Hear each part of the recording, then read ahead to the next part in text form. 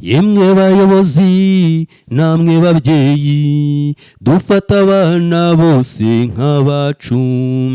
Nitwa Twagiramungu Theophile, ntuye mu karere ka Rubavu mu murenge wa Rubavu mu kagari ka Byashya. Mfite ubumuga bwo kutabona, ndi umugabo, ndubatse, mfite umudamu n'abana 3. Uwa mbere n'uyu ndi kumwe nawe w'umukobwa witwa Nyinawintwari Foibe, akurikirwa n'amahasha ari bo umuhungu n'umukobwa. Ubumuga mfite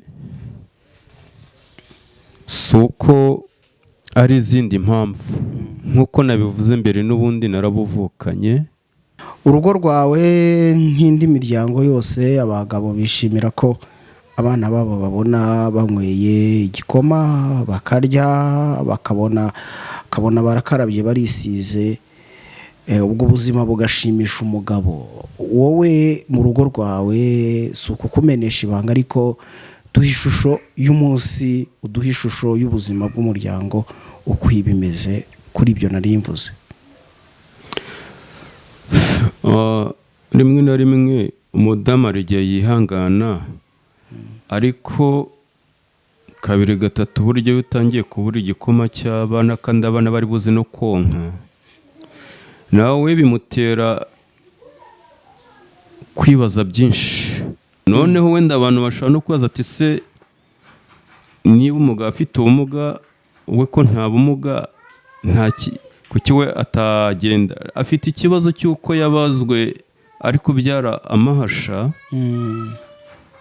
kugira ngo yuname agire imirimo yakora ku buryo bugaragara. Nizo ngorane kugeza ubu ngubu tugifite, kuko igikomere kibamubaze ntabwo yari yakira. Urumva umwaka n'amezi 3 bishize atari yakira neza, kandi afite n'abana agomba kwitaho, na ya mirimo yo mu rugo. Urumva ko nabyo byazana izindi mpamvu zikomeye zo kumutera kwibaza byinshi kuri ubu buzima turimo.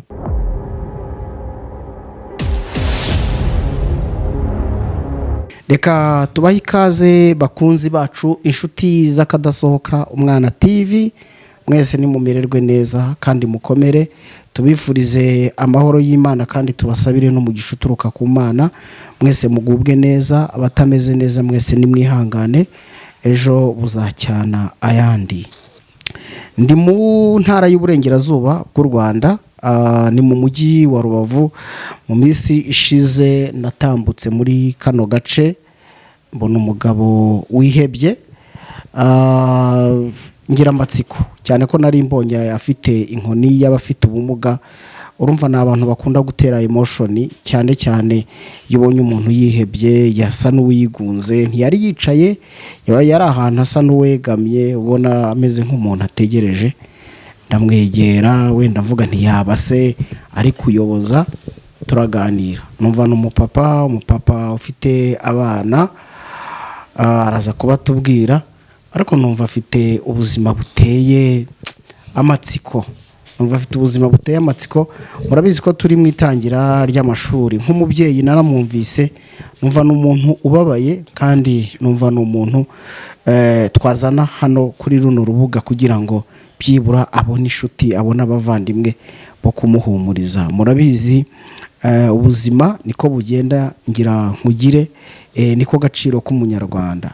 Uyu mugabo kuganira nawe, reka mbanze mbwira abantu ko mu buryo bumwe ntabwo ari ugusabiriza, ahubwo ijambo ry'Imana riravuga ngo mubabarane n'abababaye, mwishimane n'abishimye. Ubwo n'abatararyemera nabo ibyo ari byose bafite icyo bita ubumuntu, bafite no gutekereza nk'abantu. Reka rero tubanze tumuhe ikaze, tuze kuganira by'umwihariko ku mpamvu yari ababaye, niyo turi buvugeho. Hanyuma tuze no kumva abandi bana bagiye ku mashuri, ariko se abe bihagaze bite, bimeze bite. Tubanze tumwakire, abanze abibwire, ibindi turatangira tubiganiraho. Murakoze. Nitwa Twagiramungu Theophile, ntuye mu karere ka Rubavu mu murenge wa Rubavu mu kagari ka Byashya. mfite ubumuga bwo kutabona, ndi umugabo, ndubatse, mfite umudamu n'abana 3. Uwa mbere ni uyu ndi kumwe nawe w'umukobwa witwa Nyinawintwari Foibe, akurikirwa n'Amahasha ari bo umuhungu n'umukobwa. Okay, dusubire inyuma gatoya muri presentation uti mfite ubumuga bwo kutabona, hitumara abantu amatsiko, bwatewe n'iki se? Warabuvukanye, byagenze gute? Ubumuga mfite bwo kutabona si impanuka, si uburwayi, ahubwo jye narabuvukanye. Kugeza muri iki gihe mfite mu myaka hafi 40 irengaho. Ni ukuvuga ngo ubumuga mfite si uko ari izindi mpamvu, nk'uko nabivuze mbere, n'ubundi narabuvukanye. Ubwo ababyeyi bo babibonye bagerageza kunjyana ku baganga bemewe, ariko nyine ntibyagira icyo bitanga.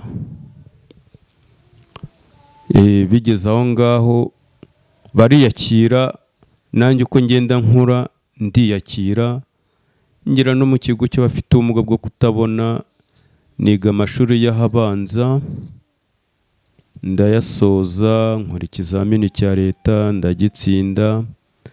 Ariko bitewe n'ibihe bibi igihugu cyacu cyagiye kinyuramo, cyane cyane muri iyi ntara y'Uburengerazuba, cyane cyane umutekano mukeya watumye ntiga nk'uko abandi babashije kwiga. Ubwo rero niyo mpamvu iyo mbonye abo twari kumwe ku ntebe y'ishuri barasoje amashuri yabo, nkabona abana bajya kwiga, nabona abanjye batari kwiga, nkumva nabyo ni ikibazo. Natekereza uburyo ntize, nabyo bikantera kandi gahinda ku buryo butavugwa.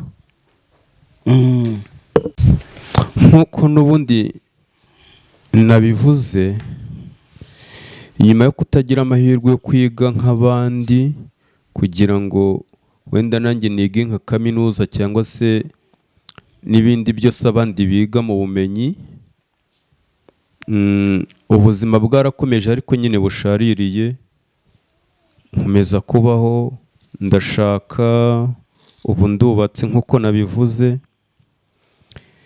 Umwana wanjye agejeje igihe cy'imyaka 4, mwihorere yigendera. kandi uko byagenda kose yabanje kwiga ririya shuri ryitwa Irerero, abana bose bacutse bajyamo. Ubu rero yarageze igihe cyo kujya mu ishuri rya materineri. Ikintu kimbabaje kandi cyongera kumbabaza nuko kugira ngo abashe kugera mu ishuri ubushobozi ntabwo, birangoye. Reka noneho dutekereze nk'uko twatangiye tubwira abadukurikiye, iminsi ibaye nk'itatu nguciyeho aho wari uhagaze, mbona ufite agahinda, ndetse tuganira ku bibazo wari ufite bishingiye kuri ibyo ngibyo, twemeranwa ko nzaza nkagusura, mbona urabyishimiye cyane. Banza umbwire impamvu ya mbere wari wishimiye umunyamakuru. Burya kubyishimira, impamvu ya mbere yego ni uko wanyeretse urugwiro n'urukundo. Impamvu ya kabiri ni uko nzi ko itangazamakuru ni umuvugizi wa bose, haba aboroheje n'abakomeye, abayoborwa n'abayobozi, abato n'abakuru. Kuko burya ijisho ry'umunyamakuru riragenda kandi ribasha no guhishura ibyo benshi bahishe, kandi rikagaragaza n'ibyo benshi batabonye. Niyo mpamvu rero nabyishimiye, kubera ko umunyamakuru ibyo yagaragaje akenshi bibonerwa igisubizo uko byagenda kose kuko bigera ku bantu benshi. Ni nayo mpamvu nanjye nabyishimiye kwifuza ko twagirana ikiganiro, twakorana ikiganiro, nibyo byiza, twakorana ikiganiro ku buzima, cyane cyane ku bijyanye n'amashuri, cyane cyane ay'abana, kuko nzi ko harimo igisubizo ku bibazo naba mfite no ku byo naba nibaza. yego. Reka tutagiye mu cyari cyakubabaje uwo munsi, wenda usobanuye impamvu wishimiye ko twakongera kuganira, ariko dusubira inyuma ku buzima bwawe n'ubw'umuryango muri rusange. Abantu benshi bakunda kuvuga ko ubuzima bwabananiye bukabagora, rimwe na rimwe banafite ibice byabo by'umubiri bikora neza, ari ukureba, ari ukugenda wenda atagenda atsitara nk'uko we ugenda, atanitwaje n'ako gakoni nk'uko we abyitwaza. Reka ubanze udusangize ubwo buzima ububamwo gute kuva ku wa mbere icyumweru kikarangira. Mu by'ukuri si uko ndashoboye muri byose, mfite n'aho guhinga nahinga, mfite icyo korora nakorora, mfite icyo gucuruza nacuruza, yemwe mfite nzi n'umwuga w'ubukorikori w'ububoshyi bw'imipira. Ibyo byose rero ni ukuvuga ngo ndabishoboye, ariko kubera ko nta fatizo n'itangiro mfite, ubuzima niyo mpamvu bugoranye. Urumva ko umuntu afite ubumuga bwo kutabona ariko nta gishoro cy'ibyo ashobora gukora, byo ni ubuzima bugoye. Wenda bashobora kwibaza ngo mbese ko ufite umudamu bimeze gute? Umudamu ndamufite, ariko ngira ngo Covid yadusize iheruheru. Twari dufite ibyo twakoraga. Yari umucuruzi w'imbuto, yemwe anacuruza amayinite, ari umwagenti. Ariko ubwo bushobozi twese turabizi, muri korona umuntu yatungwaga n'icyo afite. Urumva igishoro cyose naho ngaho cyashire, ntabwo twari kuvuga ngo turakomeza gucuruza ngo twicwe n'inzara. Aho rero ubushobozi bwaragabanutse kugeza naho bukene buza n'igishoro kirashira pe. Urugo rwawe nk'indi miryango yose, abagabo bishimira ko abana babo babona banyweye igikoma, bakarya, bakabona barakarabye, barisize, ubwo buzima bugashimisha umugabo. Wowe mu rugo rwawe si ukukumenesha ibanga, ariko duha ishusho y'umunsi, uduha ishusho y'ubuzima bw'umuryango uko bimeze kuri ibyo nari mvuze. Uyu munsi ubuzima bukomeye. Urumva niba umudamu ashobora kugenda hamwe agakubitiriza ahantu yabona 1000 cy'umunsi umwe, muzi nuko ibintu bihenze ku isoko. Urumva ni ukunywa igikoma abana bakaryama, nuko abakuru bakizirika umukanda. Kuko byo biragoye. Uko nabisobanura ni birebire, kuko murabizi mu Kinyarwanda ntabwo tuvuga byose,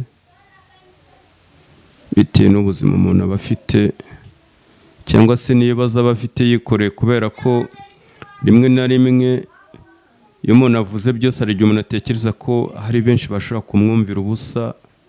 Niyo mpamvu umuntu atavuga byose cyane, akavuga bikeya, akaba yagira na emosiyo y'ibibazo by'urugo. Tofiri, watubwiye ko uri umugabo, ntabwo ndi bubigarukeho, ariko niki mu buzima ujya utekerezaho cyane cyane cyo kwitwa umugabo, ariko ukabona kuri wowe bikugoye? sinzi niba ikibazo nkubajije cyumvikana. nacyumvise. Yego. kuba umugabo si ikibazo, ahubwo ni ubutwari umuntu agomba guharanira. Ariko ikibazo kirimo iyo ubyaye ukabura ubushobozi bwo kugira ngo abana barye, abana bige, abana babonere ubushobozi bwa mituweli, biba ari ikibazo. aho ngaho ni ikibazo kiba kiri, kuko ibibazo mfite n'undi mugabo udafite ubumuga nawe ahura nabyo. ariko rimwe na rimwe kuba umugabo byo biraharanirwa. ni nayo mpamvu cyane cyane iyo uri umugabo ukaba warabyaye, uba ugomba gushakisha uko byagenda kose kugira ngo abana babeho, kuko nicyo cya mbere kiranga umugabo muri rwa rugo aba yarubatse. ugomba gukoresha ibishoboka byose kugira ngo umudamu mubana nawe amenye kuko uri umugabo. kuko iyo wabuze iposho cyangwa se amahaho wazana mu rugo, ntabwo murebana neza, ntabwo mwe mubyumva kimwe.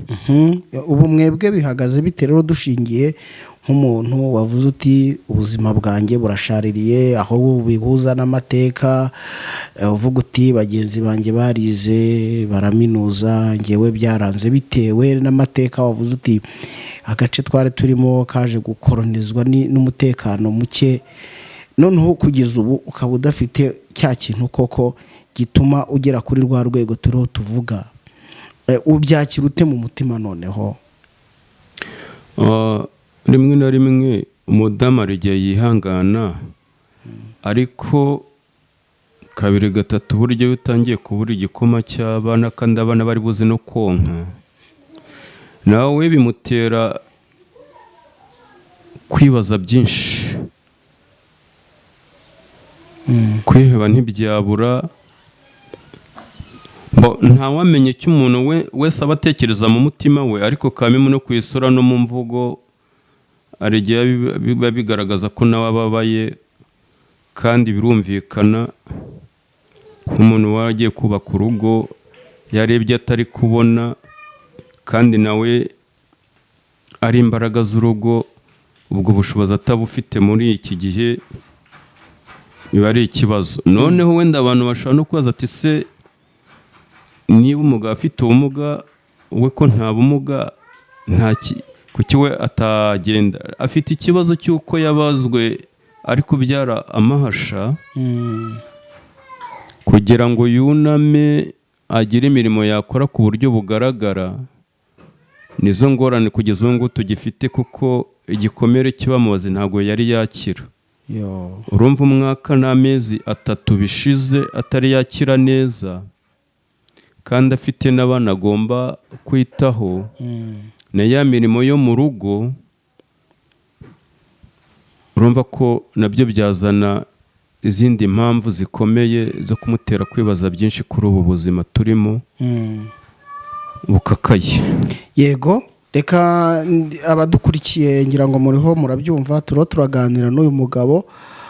yamaze kubibwira, ni umugabo wubatse urugo, afite ubumuga bwo kutabona. yababwiye ko yabuvukanye, yaje kugira amahirwe ajya mu ishuri nk'abandi, ariko amahirwe ntiyaguma kumusekera. aravuga ati ishuri nararicikirije, ntangira kubaho nabi. ni umugabo uteye agahinda, umubonye mu muhanda agenda, ariko akakubwira ko rimwe na rimwe atekereza ku buzima bw'umuryango afite mu gihe cy'itangira ry'amashuri. aravuga ati abandi bana birirwa bakina n'uwanjye bose bagiye ku ishuri, ariko nabuze epfo nabuze na ruguru. aravuga ati natangiye ubuzima mbere ya covid n'umuryango wanjye madamu dufatanya, ariko covid iza kudusiga iheruheru. nababwiye ko tugitangira kumenyana namusanze ku muhanda mbona yihebye, n'andi mateka atifuje ko tuganiraho. hano hanze usanga abantu bahatana kugira ngo nyine bagire ibyo bageraho. wowe uhatana uti, cyangwa nyine wamaze kwiheba ubona ko nta nzira n'imwe yo guhatana nk'uko abandi bahatana? se guhatana ibitekerezo by'umuntu yabikoresha kuko biba bihari, by'umuntu yakora biba ari byinshi. Yego. Ariko wabikoresha se ugatangirira hehe? Kuri zero? Nicyo kibazo. Nakagombye guhatana mvuga ngo nibura mfite itangiriro ryo kuvuga ngo nanjye ngiye kugerageza mpangane n'abandi n'ubundi muri iyi kurusi y'ubuzima bukakaye. Ariko nk'uko nabivuze, ubuzima burashaririye. Hari uwakumva ngo wahatana, duhe nk'urugero kuko ndabizi hari abantu bahita batekereza kigiyewe menye icyo yashobora, ndumva hari icyo nakora. Reka tubwire muri uko guhatana ni nk'igiki wumva wahatana ukavuga uti rwose uyu murongo n'uyu ndisire ko nshobora kuwugendamo neza. Icya mbere nize kuboha imipira yo kwambara. Mfite imashini sinazajya mburaho n'igikoma cy'abana. Imashini zimwe zidoda imipira, ni imipira y'imbeho. Imipira y'imbeho, kandi urabona ko ari igihe cy'amashuri, ibigo byinshi birayikeneye. Ariko kutagira igikoresho, iyo ni imbogamizi ya mbere. Nahatana gute? Yego. Urumva n'ubwo bumenyi mfite, urumva nabwo bushaka kuzakendera. Yego. Icya kabiri, nshoboye korora. Urugero rw'ubworozi? Mu bworozi hari ibyo nagerageje mbona byanshobokera. Nigeze korora ingurube. Ingurube narazoroye, ariko ngira ibyago baza kuzinyiba. Begeje no ku bayobozi b'imidugudu n'amasibo, ntibumva ikibazo cyanjye, bintera ikibazo. Ndavuga se koko bizagenda gute? Ikindi nshoboye no korora inkoko. Ndabishoboye kuko nazo ziri mu matungo atagoye. Yemwe nubwo naba mfite inka, usibye ko ubu ngubu turi mu nkengero z'umujyi, aho turi hatemerewe kororerwa inka kubera ko urumva ko sinabona urwuri. Iyo ni imbogamizi. Ariko nk'ingurube yo kuyubakira ikiraro, bwa bushobozi bwabonetse, kujya gushaka ibyirarya byo rwose ndabishoboye. Ntabwo ari ibintu bigoranye, ni ibintu nakoze igihe kirekire. Inkoko nazo kujya kuzishakira ubwatsi no gushakisha ubundi buryo zigomba kubaho, nabyo ndabishoboye, kugira ngo ya magi yamfasha mu mibereho myiza y'abana. Yangura, urumva ko wa mwanda uyikomokaho ni ifumbire ishobora kugurishwa cyangwa se igashyirwa ku karima k'igikoni. Urumva ko ibyo byose kugira ngo ubuzima bube bwiza. Ariko muri ibyo ngibyo nahatana nk'uko abandi bahatana, kandi nkagerageza no gukora kurusha n'abadafite ubumuga. Ariko nta cyerekezo, nta gishoro. Ari nayo mpamvu mvuga ngo birangoye muri iyi minsi. Yego, nibyo bamaze kubyumva. Reka turebe noneho, wavuze uti umudamu nyuma yo kumubyara, amaze kubyara amahasha. Ubwo abatumva amahasha n'umwana w'umuhungu n'uw'umukobwa, iyo bavukanye bitwa amahasha, mu gihe iyo ari umukobwa n'umukobwa babita impanga. Ego, uravuga uti umudamu wanjye nyuma yo kubagwa nta we rwose ubushobozi cyangwa se imbaraga z'umubiri zabaye nke. Ariko uko byamera kose, dusangize nawe, ubona mu mbaraga nkeze hagize uvuga ati uyu muryango reka nkugirireho umugisha, wumva umudamu wawe mu byo muganira wumva yashobora ni ibiki, kugira ngo wenda icyo tukivireho rimwe? Gucuruza arabishoboye kuko nk'ibyo navuze mbere, twakoraga acuruza imbuto n'imboga n'ibindi byose yabikora aramutse abonye ubushobozi.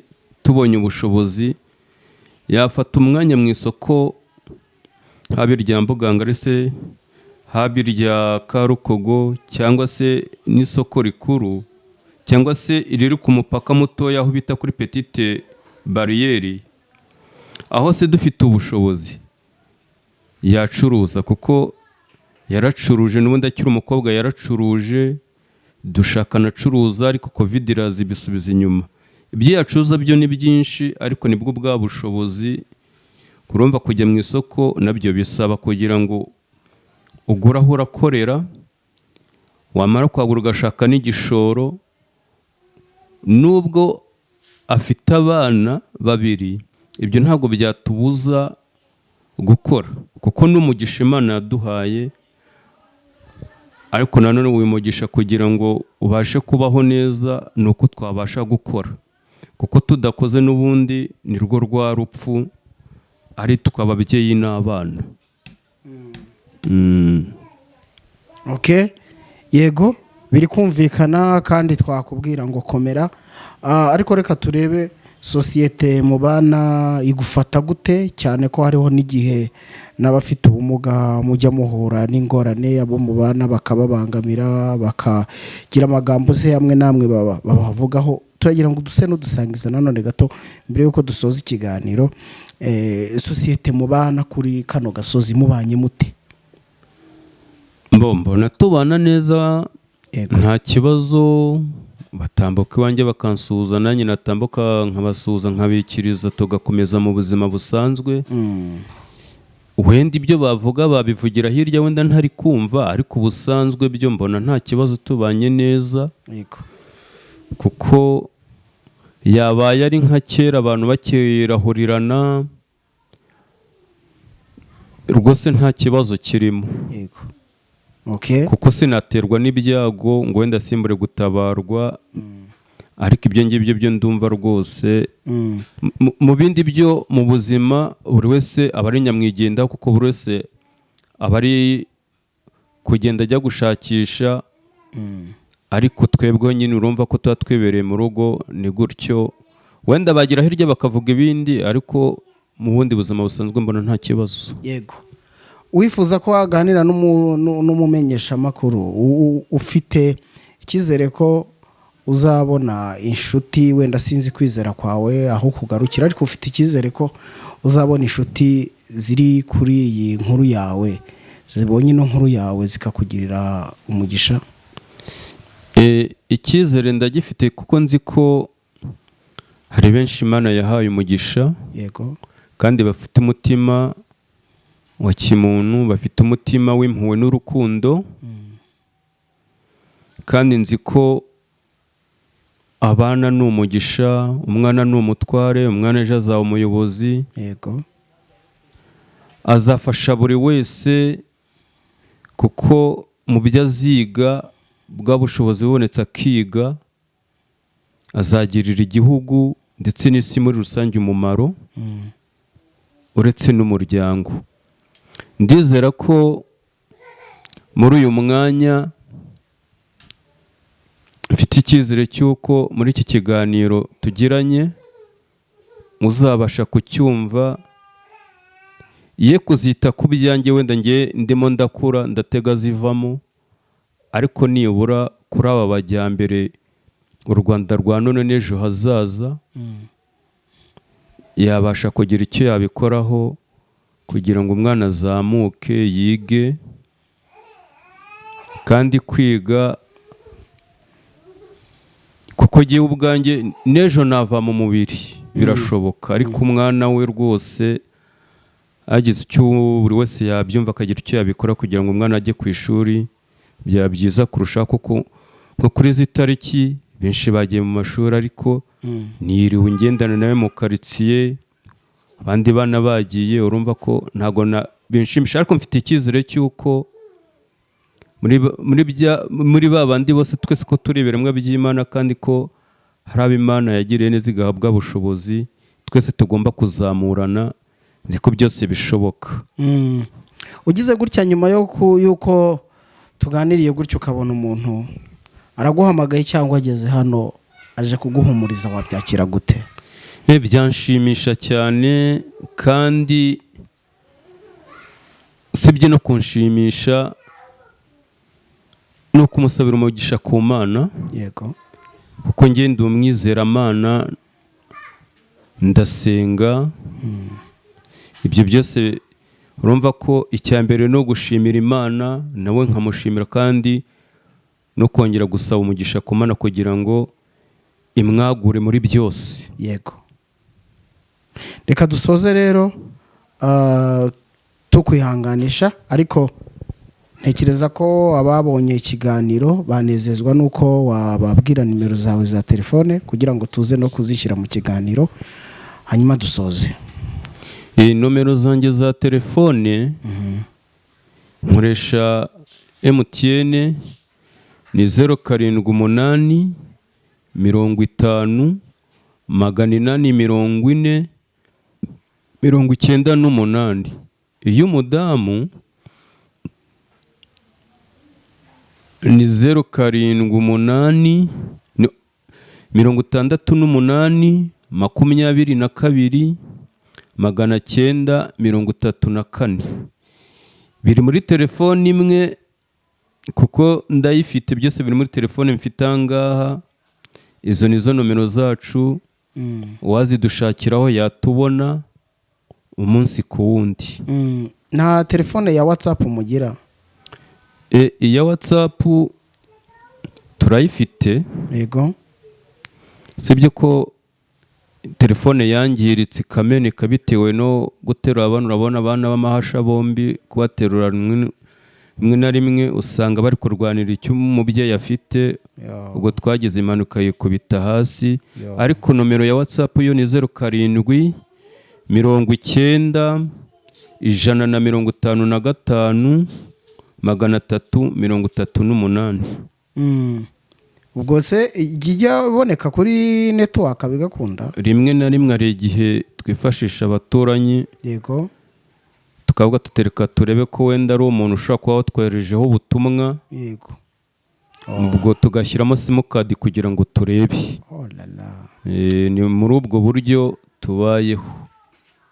Yego, mukomere kandi mwihangane. Wavuze ko uri umukristo, ukomeze usenge wiyambaze Imana.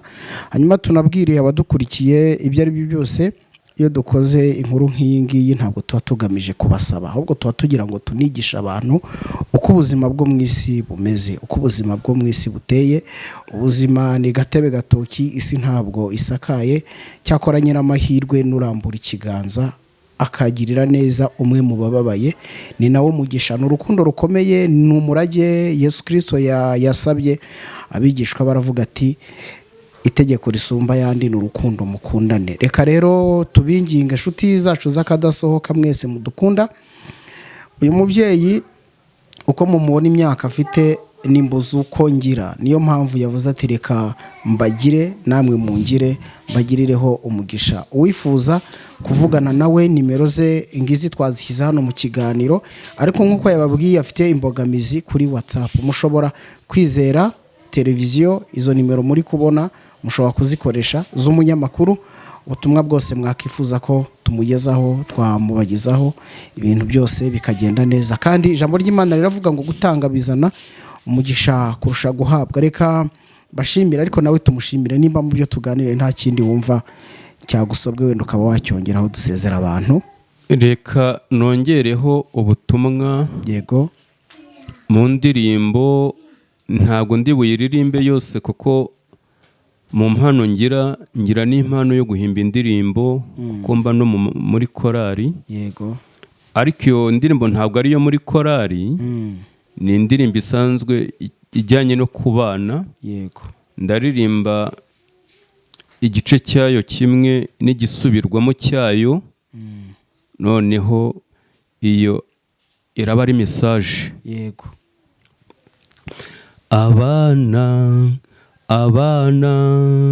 Abana ni beza cyane, tubarinde ihohoterwa rishingiye ku cyari cyo cyose, dufata abana bose nk'abacu, tubaha uburezi buboneye, ejo hazaza bazaba bakomeye. Yemwe bayobozi namwe babyeyi, dufata abana bose nk'abacu, tubaha uburezi buboneye, ejo hazaza bazaba bakomeye. Abana ni beza cyane, tubarinde ihohoterwa rishingiye ku cyari cyo cyose. Abana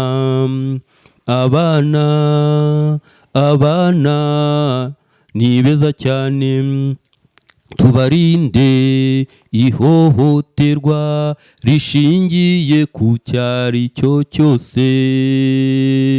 Nyiragicari yari umubyeyi wari ufite hungu na kobwa, ikibabaje yabicishaga inzara ndetse n'imbeho. Nyiragicari yari umubyeyi wari ufite hungu na kobwa, ikibabaje yabicishaga inzara ndetse n'imbeho. Abana